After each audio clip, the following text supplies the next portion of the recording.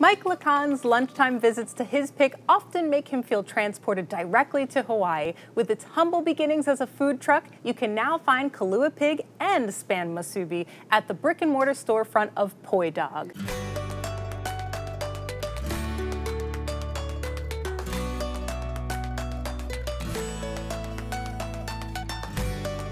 Poi Dog means mixed breed or mutt, so it really reflects the sort of amalgam of many different cultures in Hawaii that were a result of people moving to work on the sugarcane and pineapple plantations in Hawaii. So that's my background. So I grew up in Hawaii. My family is made up of Poi Dogs, and I really miss that food. Met Chris in graduate school, introduced him to this food. Eventually, we went to Hawaii a whole bunch of times together, and then we decided that those foods were really lacking in Philly.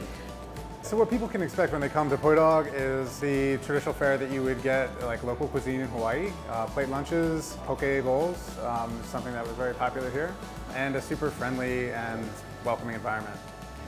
A lot of times customers who are unfamiliar with Hawaii will come into our restaurant, let's say at like 5 p.m. and ask if they can still get the plate lunch. So plate lunch has nothing to do with the time of day. Plate lunch is just 2 scoops of rice, 1 scoop of macaroni salad, and 1 or 2 meat entrees.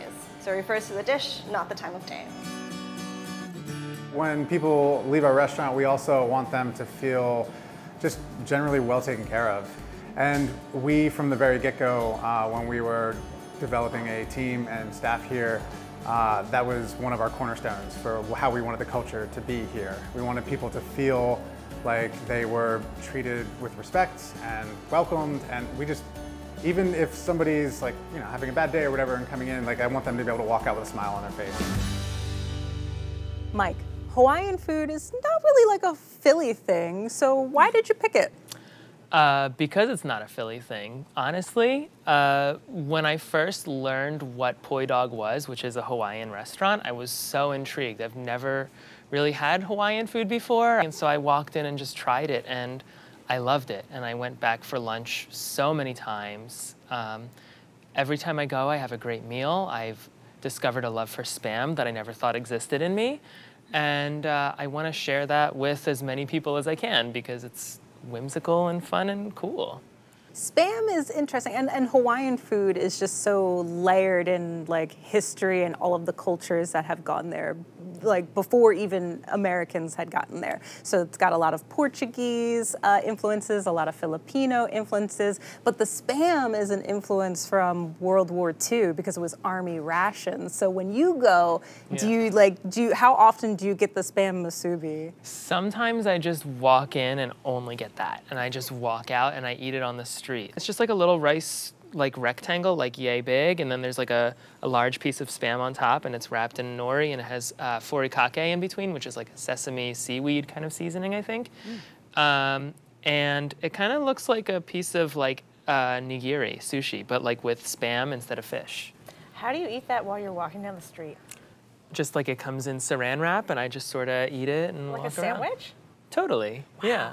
So my dining companion and I both we split a plate lunch, which was wonderful. We got the Kalua Pig, which was so tender and so flavorful, and then we also got the fried chicken, which is the best fried chicken that I've had, with the exception of one other restaurant in the South. This was amazing fried chicken. The nori fried chicken. Yes, it was so good. And the mayo that was on top of it, whatever that was, it was the stuff from heavens. It was delicious. I would go back and bring a friend to split that because they give you so much food that you can easily split a combo plate lunch between 2 people. Let's dig into this nori fried chicken for a second, because I know, Meg, you got it as well. I loved it too. It was so good. That mochi nori fried chicken was so beautiful. So I got the double combo plate because gluttony. So I had the adobo pork belly. I love pork belly, and I wanted to try out the adobo. The adobo was a little lacking on the pork belly. I also felt it was a very thick cut. So there were a lot of times that I just got a mouthful of fat. I'm not against a mouthful of fat, but it was just sort of a little off-putting at that time. But that fried chicken, oh my God, I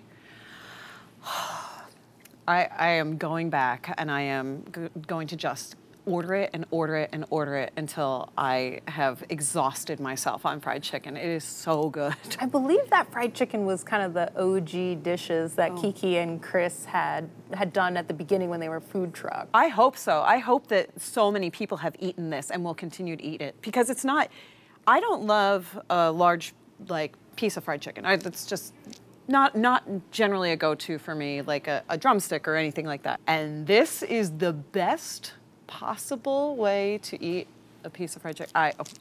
And that mayo. They did it that way because when they were in the food truck, they had this really small fryer. So you have to think of, you gotta fry it fast. Okay. And you only have a limited amount of space. So chopping it up like that into the little bits made it fast and easy. And then it was just something that just hung around because it is really, really tasty. It's so good. And another tasty dish, and I know, so Mike, the Kalua Pig is one of your go-tos, and this is what you got the latest time that you went.